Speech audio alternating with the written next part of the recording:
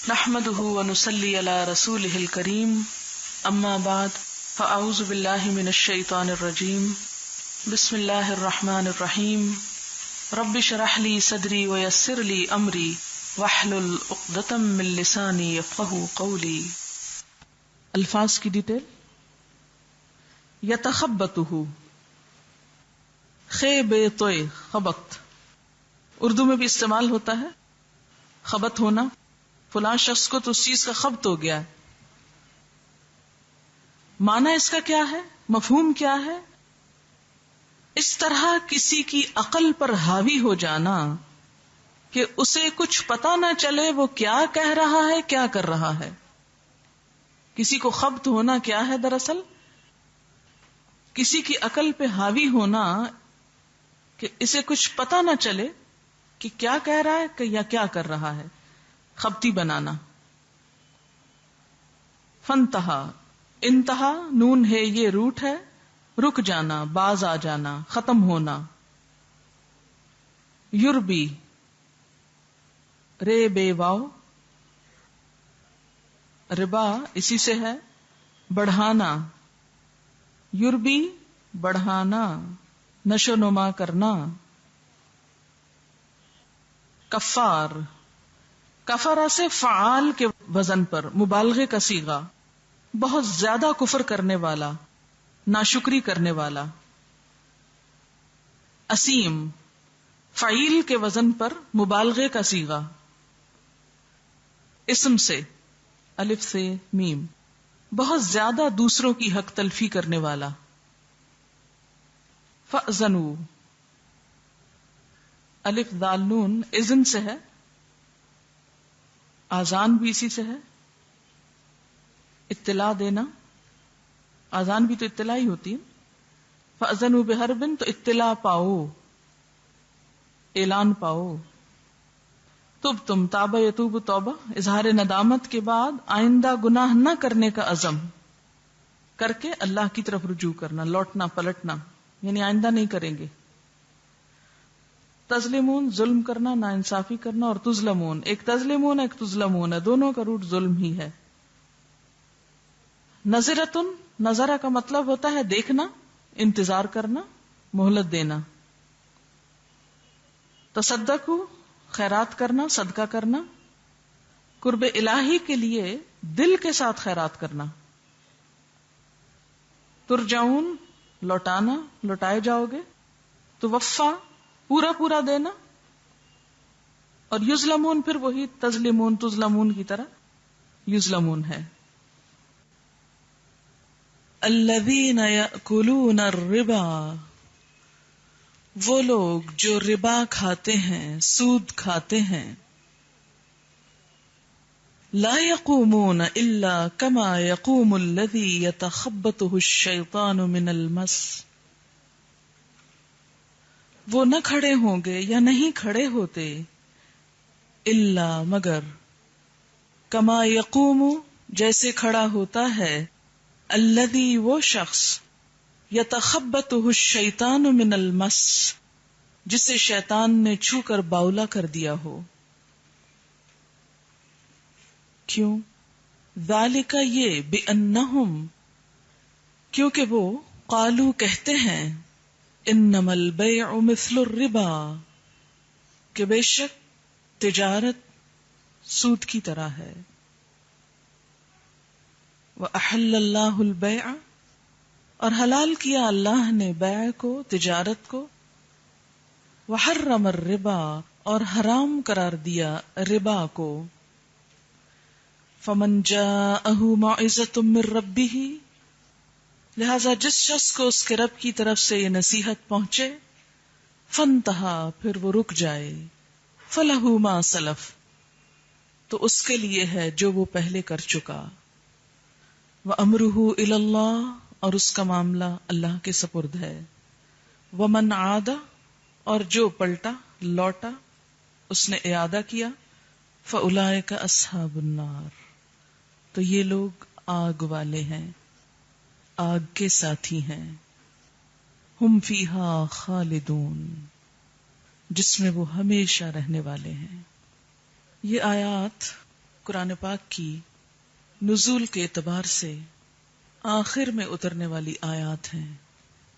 نبی صلی اللہ علیہ وسلم کی وفات سے تقریباً 4 ماہ پہلے یہ آیات نازل ہوئیں. سود کے بارے میں سب سے پہلی آیت جو اتری وہ سورت روم کی آیت ہے. سورت روم آیت نمبر 39، جس میں بتایا گیا کہ جو رقم تم سود پر دیتے ہو تاکہ لوگوں کے اموال بڑھ جائیں تو ایسا مال اللہ کے ہاں نہیں بڑھتا. دوسری آیت سورت آل عمران کی آیت نمبر 130 ہے، جس میں کہا گیا کہ اے ایمان والو دگنا چگنا سود نہ کھاؤ. پھر اس کے بعد سورہ بقرہ کی یہ آیات نازل ہوئی.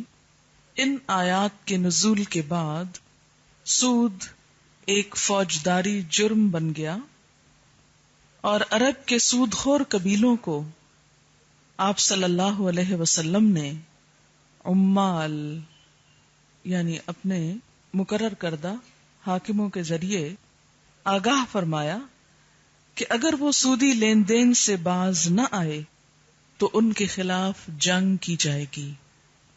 ان آیات کے نزول کے چند ہی دن کے بعد آپ صلی اللہ علیہ وسلم نے حجۃ الوداع ادا کیا اور اس حکم کو عملی جامہ پہناتے ہوئے اپنے خطبہ حجۃ الوداع میں فرمایا کہ جاہلیت کے تمام سود باطل قرار دیے جاتے ہیں اور سب سے پہلے میں اپنے خاندان کا سود یعنی عباس بن عبد المطلب کا سود باطل کرتا ہوں. یعنی ابتدا اپنے گھر سے کی، خود مثال بن کر دکھایا. حضرت عائشہ فرماتی ہیں کہ جب سورہ البقرہ کی سب سے بعد نازل ہونے والی آیات سود نازل ہوئیں تو نبی صلی اللہ علیہ وسلم نے مسجد میں جا کر ان آیتوں کو سنایا. پھر شراب کی سوداگری بھی، خرید و فروخت بھی حرام کر دی گئی. یہ بخاری کی روایت ہے. حضرت عمر رضی اللہ تعالی عنہ نے فرمایا آیات ربا قرآن کی ان آیات سے ہیں جو آخر زمانہ میں نازل ہوئیں اور رسول اللہ صلی اللہ علیہ وسلم کی وفات ہو گئی. پیشتر اس کے کہ تمام احکام ہم پہ واضح فرماتے، لہذا تم سود کو بھی چھوڑ دو اور ہر اس چیز کو بھی جس میں سود کا شائبہ بھی ہو، شک بھی ہو. بہرحال یہ تو تھا ان آیات کا تاریخی پس منظر کہ یہ آیات کب اتری. پہلی آیت سورت روم کی، دوسری آیت سورت آل عمران کی 130 اور تیسرے درجے پر یہ. جیسا کہ آپ نے شراب کے حکم میں پڑھا کہ وہ گریجولی سٹیپ بائی سٹیپ حرام قرار پائی، اسی طرح سود بھی آہستہ آہستہ مکمل طور پر حرام قرار پایا. یاد رکھیے کہ اسلام میں کوئی ایسا تصور نہیں کہ کسی شخص کو ایک دفعہ ایک بات بتا کر پھر فورس کر کے اس سے منوایا جائے. اور یہ بھی آپ دیکھیں کہ نبی صلی اللہ علیہ وسلم نے حرام کی جانے والی چیزوں میں سب سے آخری چیز جسے حرام قرار دیا بھی اور اس پر عمل بھی کروایا پوری طرح، وہ سود تھا. اس لیے کہ ایک تو مال کی محبت انسان کے دل میں شدید ہوتی ہے، دوسرا یہ کہ سود کی حرمت جتنی شدید ہے اس کے اوپر قائم رہنے کے لیے اتنی ہی پختگی اور ایمان کی بھی ضرورت ہے. اور پھر ایک دفعہ جب انسان ڈیسیژن لے لے تو اس کے بعد واپس نہ پلٹے. لیکن آج دیکھنے میں آیا ہے کہ عموماً جب تبلیغ کی جاتی ہے تو اس سے پہلے کہ انسانوں کے ذہن اور دل کو تیار کیا جائے، ایک گراؤنڈ پریپئر کیا جائے، قبولیت اور جذب کی کیفیت پیدا کی جائے، چھوٹتے ہی ابتدا میں ان چیزوں کی حرمت بار بار دہرائی جاتی ہے، جس کے نتیجے میں نقصان یہ ہوا ہے بعض اوقات کہ کچھ لوگوں نے اس سے بچنے کے ہیلے تلاش کر لیے، کچھ نے ری ایکشن میں آ کے مخالفت شروع کر دی، اور دین کی وہ جو ترتیب ہے اور جس طرح اللہ کے ایک حکم کو سن کر اس کے آگے سر تسلیم خم کر دینے کی بات ہے وہ پیدا نہ ہو سکی. آج کتنے مسلمان ہیں جو یہ نہ جانتے ہوں کہ سود حرام ہے، لیکن کتنے ہیں جو اس سے واقعی پیچھا چھڑا چکے ہیں یا چھڑانا چاہتے ہیں یا اپنے آپ کو ذہنی اور قلبی طور پر اس کے لیے تیار کیے ہوئے ہیں.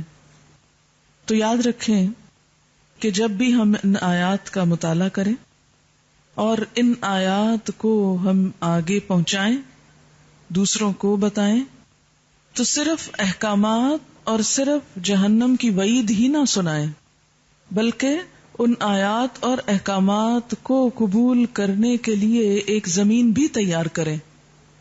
لوگوں کے دلوں میں اللہ کی محبت اور خوف اور آخرت کے اندر جواب دہی کا احساس شدت کے ساتھ ابھارا جائے، اور پھر اس کے ساتھ ساتھ اس کی حرمت کو بھی پوری طرح واضح کیا جائے. اور یہ بات آپ کے سمجھنے کے لیے کافی ہوگی کہ نبی صلی اللہ علیہ وسلم نے آخری چیز، سب سے آخر میں جو چیز مکمل طور پر بیان کی وہ یہ چیز تھی. لہذا ہمیں اپنی تبلیغ کے آغاز میں یہ چیز نہیں شروع کرنی، تبلیغ کی ابتدا اس سے نہیں کرنی، کیونکہ آپ لوگوں کو اگر اسلام کی طرف لا رہے ہیں تو اس میں پہلے اگر آپ نے ان سے وہ چیزیں چھڑوائیں جو ان کو بہت ہی زیادہ مرغوب اور محبوب ہیں، تو وہ ان کو نہ چھوڑ سکیں گے نہ لے سکیں گے، اور اسلام کے بارے میں ایک منفی رویہ ڈیولپ ہوگا جو ہو چکا ہے اور ہو رہا ہے. لہذا باوجود اس کے کہ اس کی انتہائی شدید حرمت ہے، اتنی حرمت جو شاید کسی اور چیز کی نہ بتائی گئی ہو، لیکن اس ساری حرمت کے باوجود بہت صبر سے کام لینے کی ضرورت ہے، اور سنجیدگی کے ساتھ وہ تمام کوششیں بھی ساتھ جاری رہنے کی ضرورت ہے، یا رکھنے کی، کہ جس کے ذریعے ہم آج کے دور میں اس بہت بڑے جہاد میں کامیاب ہو سکیں کہ صرف حرام کو حرام کہنے والے ہی نہ ہوں، بلکہ حرام کو حرام کہہ کر اس کے متبادل الٹرنیٹ حلال راستے بھی تلاش کرنے والے ہوں. اور یہ کسی ایک گروپ یا ایک شخص یا ایک انسان کے کرنے سے نہیں ہوگا جب تک ہم سب اجتماعی طور پر اپنا اپنا کردار ادا نہ کریں. اس کردار کو ادا کرنے کے لیے سب سے بنیادی اور پہلی چیز اویئرنیس ہے. ایک اویئرنیس پیدا کرنے اور حرام کو حرام کہنے اور اس کا احساس دلانے کی ضرورت ہے، لیکن یاد رکھیں اس انداز سے نہیں کہ لوگ اسے اپنے خلاف ایک تھریٹ سمجھنے لگے. مثال کے طور پر ایک بچے نے اگر اپنے ہاتھ میں چھری پکڑ رکھی ہے، ننگی چھری پکڑ رکھی اپنے ہاتھ میں، آپ اس سے کیسے لیں گے؟ چھین کر. اگر نیچے سے اس کا دستہ کھینچ لیں گے آپ، سب سے آسان طریقہ ہے یہ کھینچنے کا، چھری تو آپ کو مل جائے گی، لیکن اس کے ساتھ ہی اس کا ہاتھ جو کٹ جائے گا، اس سے اصل مقصد چھری لینے کا حاصل نہ ہوگا، بلکہ جو نقصان چھری پکڑ کے اس نے خود کرنا تھا وہی آپ نے کر دیا. تو ایسی چھری لینے سے آپ کو کچھ بھی فائدہ نہ ہوا.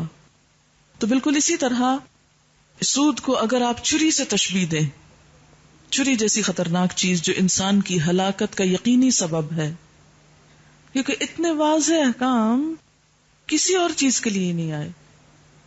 عموماً لوگ کہتے ہیں شراب کے لیے حرام کا لفظ کہاں ہے، تو سود کے لیے تو حرام کا لفظ بھی موجود ہے، اور اصحاب النار کا لفظ موجود ہے، اور ہم فیہا خالدون کا لفظ موجود ہے، یقینی ہلاکت والی چیز. لیکن اس کو بھی جب آپ لیں گے تو اس حال میں نہیں کہ ایسی چیزیں باقی رہ جائیں کہ لیا اور نہ لیا برابر ہو جائے. بہرحال اب ہم ذرا دیکھتے ہیں کہ یہ آیات کیا بتاتی ہیں.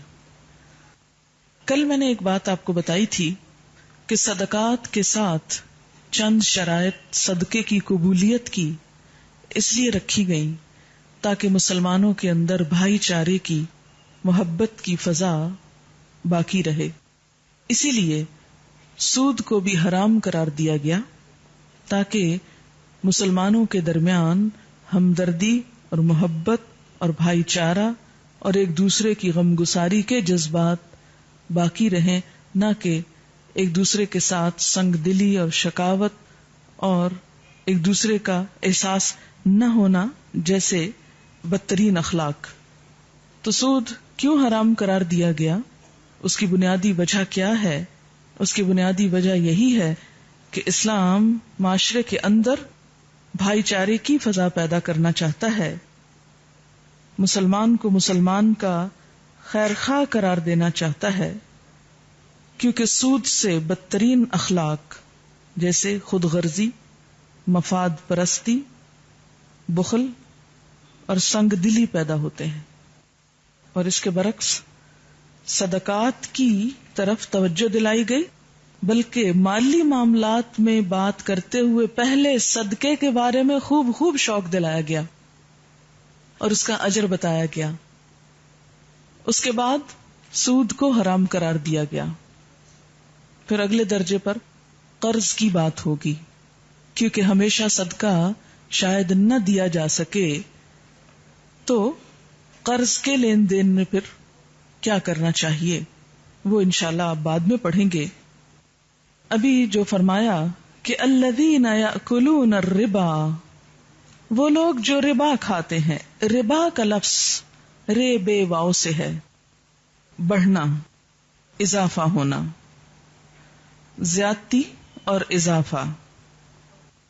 ربوہ اونچی جگہ کو کہتے ہیں جو زمین کے اوپر ابھری ہوئی ہو، یعنی ایک میدان میں اٹھی ہوئی چیز، بڑھی ہوئی چیز، یعنی جیسے ٹیلے وغیرہ ہوتے ہیں ایک میدان کے اندر. ٹیلوں سے آپ سمجھے کہ میدان کیا ہے؟ اصل مال. اور یہ ٹیلے کیا ہیں؟ بڑھا ہوا مال، جو پیسے سے بڑھا، پیسے نے پیسے کو بڑھا دیا. جیسے زمین کی بڑھی ہوئی چیز کیا ہوتی ہے؟ اسی زمین کا ایک حصہ ہوتی ہے لیکن اوپر جا چکی ہوتی ہے، مٹیریل ایک ہی ہوتا ہے. اردو میں اسے سود بولا جاتا ہے. سود کیا ہے یا ربا کیا ہے؟ اضافہ جو کسی واجب الادا رقم پر ادا کیا جائے.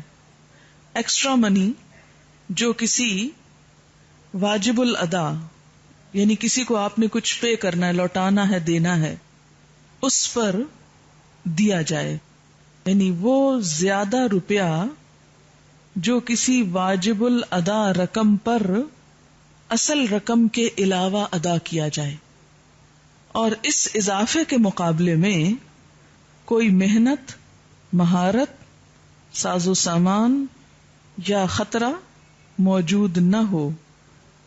یعنی کوئی commodity, labour, expertise, risk, intellectual effort موجود نہ ہو، یعنی اس کا معاوضہ نہ ہو، بس روپے پر روپیہ ہو، مال کے ساتھ مال آ جائے. اسی لیے ہم دیکھتے ہیں کہ کرائے میں دی گئی چیز ربا نہیں ہوتی، کیونکہ اس کا استعمال بھی ہوتا ہے اور اس کے ختم خراب ہونے کا رسک بھی ہوتا ہے. وہ اضافہ جو کسی واجب الادا رقم پر ادا کیا جائے اور اس اضافے کے مقابلے میں کوئی محنت، مہارت، ساز و سامان یا خطرہ موجود نہ ہو. حضرت علی رضی اللہ تعالی عنہ کے الفاظ میں حضرت علی نے اس کو کیسے ڈیفائن کیا؟ کل قرض جر نفعا فہو ربا. کل ہر قرض قرضہ، جرہ جو کھینچ لائے، نفعا نفع، فہو ربا تو وہ ربا ہے. ہر دیا ہوا قرض جو ساتھ ایکسٹرا منی لے کر آئے تو وہ ایکسٹرا مال جو ہے وہ کیا ہے؟ ربا ہے. یہ ڈیفینیشن کس کی ہے؟ حضرت علی رضی اللہ تعالیٰ عنہ.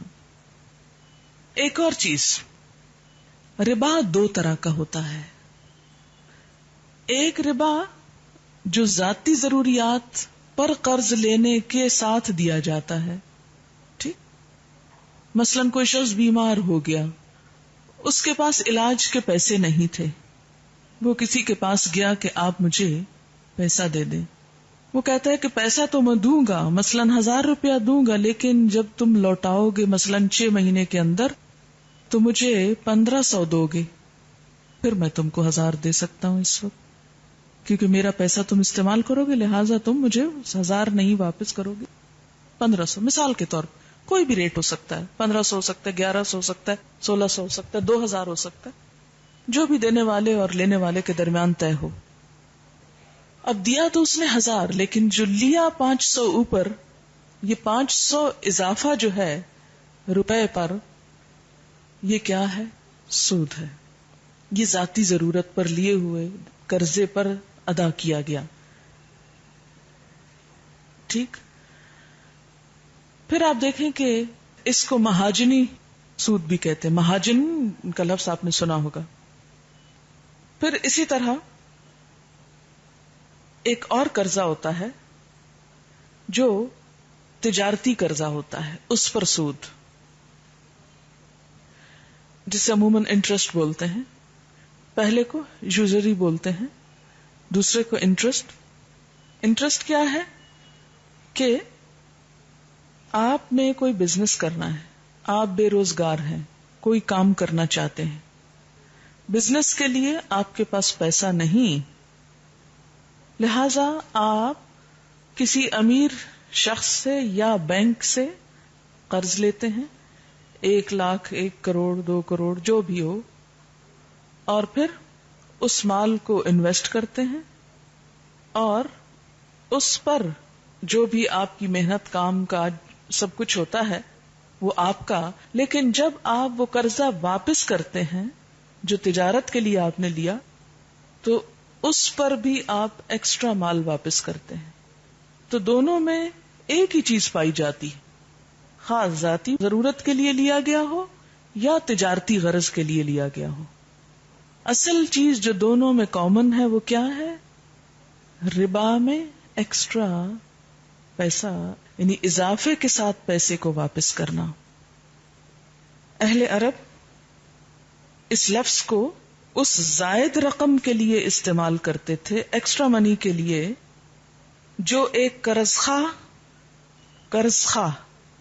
اپنے قرض دار سے ایک طے شدہ شرح کے مطابق اصل کے علاوہ وصول کرتا، یعنی اس میں وہ ایکسٹرا طے ہوتا تھا پہلے ہی، اور مدت بھی طے ہو جاتی تھی۔ بعض اوقات یہ کہ اگر تم مجھے 100 روپیہ 1 مہینے کے اندر واپس کر دو تو اس پر کوئی زیادہ نہیں دینا ہوگا، لیکن اگر 2 مہینے میں دو تو 110 دینا ہوگا، 3 مہینے میں دو تو 120 دینا ہوگا، 4 میں دو تو جو ساتھ مدت بڑھتی گئی اور ساتھ اس کا ریٹ جو ہے سود کا وہ بڑھتا گیا۔